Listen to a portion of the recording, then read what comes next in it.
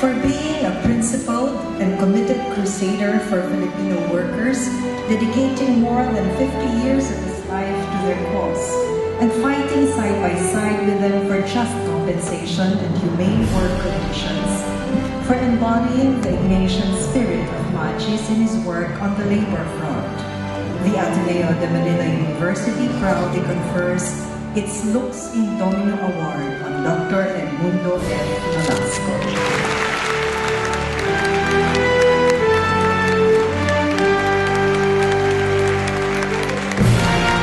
Father Henry will now present the Lux-in-Domino Award to this year's most outstanding alumnus, Dr. Edmundo F. Nolasco.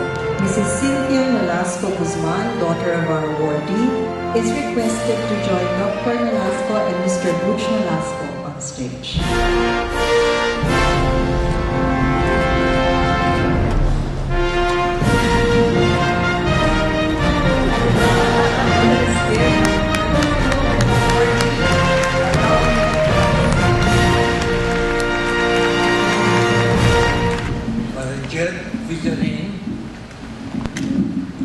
And the Board of Trustees, the Ateneo community,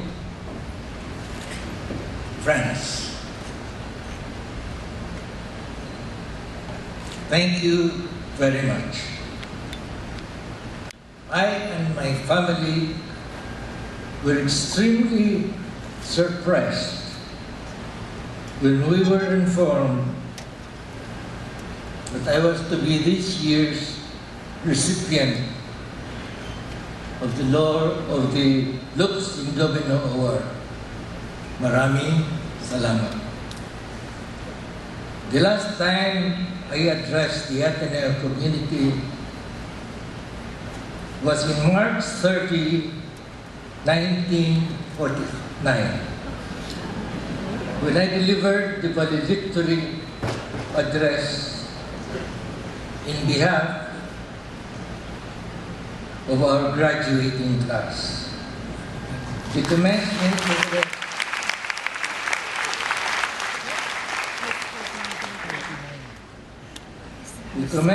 exercises marked the beginning of that Ateneo life when we were thrust into the world to be Lux-in-Domino, to be the light of the Lord in the world.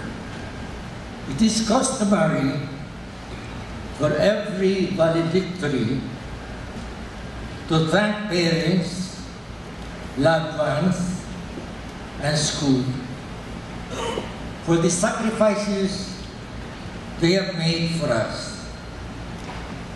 I believe that there can be no greater expression of our gratitude than that we dedicate our lives to change the world for Christ, and if need be, to die fighting for the cause. Today, 64 years later, I stand before the Ateneo community once again. No longer a daring and idealistic young man with a distinctive Atenean swagger and accent, but as a daring, idealistic 92-year-old.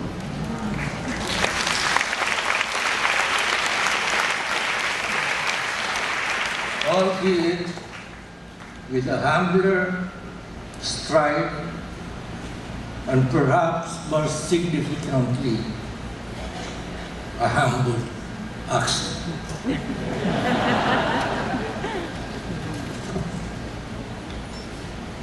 I think this occasion, much like that in the parable of the talents in Matthew 25, when loyal and faithful servants faced their master to explain what they did with the resources entrusted to them.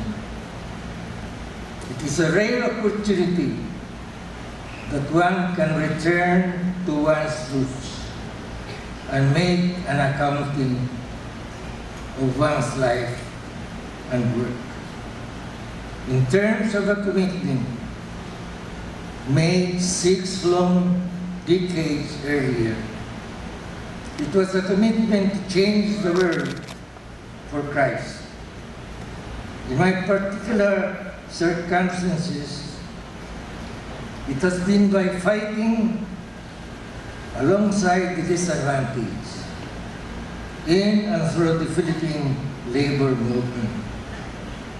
Mine was a commitment that was inspired, shaped, and nurtured by the Ateneo and the Jesuit fathers, especially my larger-than-life teachers. Father Joseph Mowbray, in his social justice crusade, and Father Walter Hogan through the Social Order Club.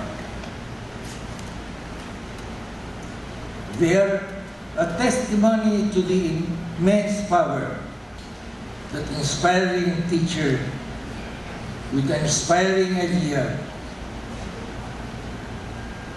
holds over young minds in search of meaning for life. I took to heart their slogans: fight for social justice, work for the poor, and decided in my college years, yes, this is how I will live my life. I came here this afternoon to accept the Ateneo's recognition and appreciation of a life lived for social change and social justice. I accept it on behalf of the many Ateneo graduates who have taken the same path and have worked in quiet and uncelebrated ways, often under challenging circumstances.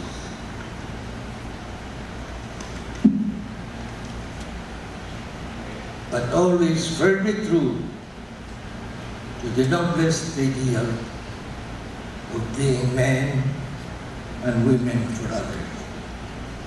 More importantly, however, I come here this afternoon to thank the Ateneo for showing me in my youth how to use the talents that the Lord gave me, and for helping me build the requisite resolve to remain faithful to His summons, despite many moments of doubt and encouragement throughout this journey.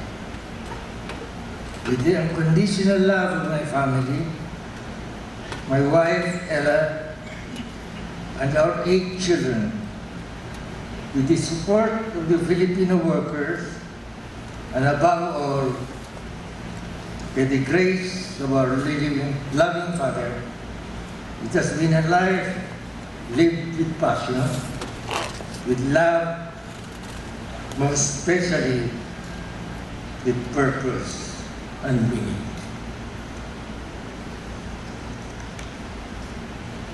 As I prepare myself for the final commencement exercise at the end of my earthly life, I take strength in the prayer of Saint Ignatius. All that I have, all that I have built, all that I have become are not my own. You have given this to me, and to you, Lord, I return it. Salamat po, San Libo San Francisco.